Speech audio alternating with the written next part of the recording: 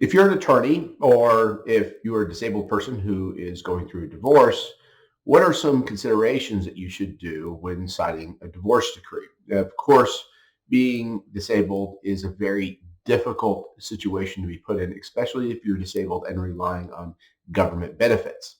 And properly planning before you sign a divorce decree is very important, or you might find yourself in a situation where you can't afford certain items or certain needs. So here are some considerations that you should consider. First is if you're in the state of Texas, we have a thing called spousal maintenance, especially if you became disabled during a marriage. A court might award you a certain amount of money to be paid to you. Now, the question is you want that money paid to you directly, or do you want it paid into a special needs trust? I'll go over a little bit of considerations that you should make going forward. The other is going to be for child support.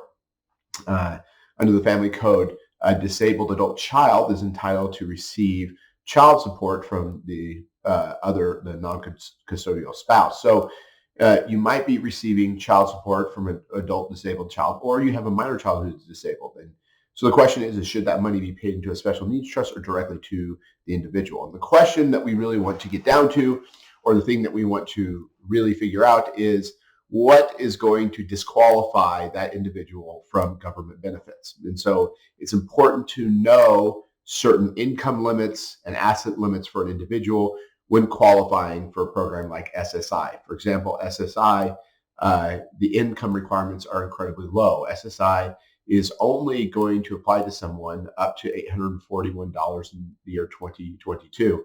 And you cannot have countable resources, over $2,000. So this is someone who is completely impoverished. And when planning for a divorce, these are things that we want to consider on what would be best for that individual. So a common practice of when I'm trying to consult with somebody who is going through this situation is, well, what do you do? What's the best structure that you should have?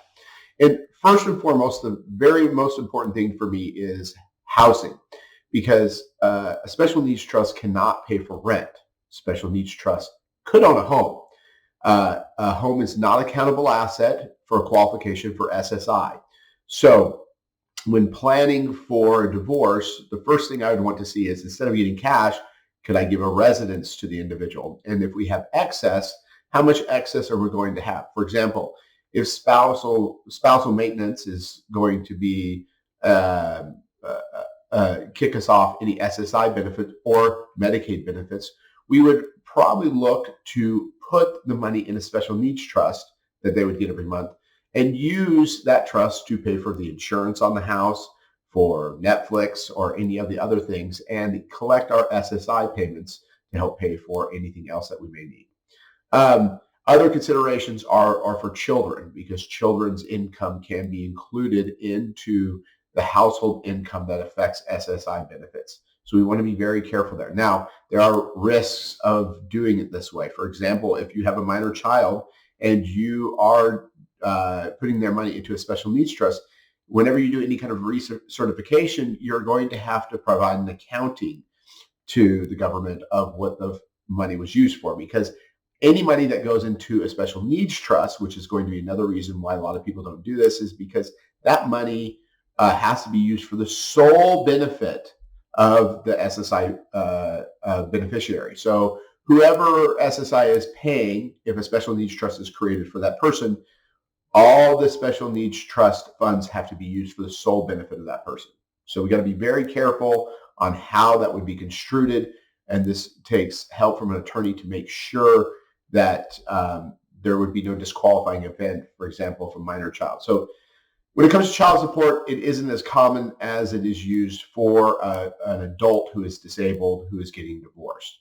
Other considerations in planning when you're putting together is how much would insurance cost for an individual? Is there an employee insurance program that for minor children? If not, then we're going to look at what ways can we keep an individual on Medicaid, especially if they're disabled, because the costs are so high. As you can see, there's a lot of considerations in this planning, but you should take it seriously and speak with an attorney.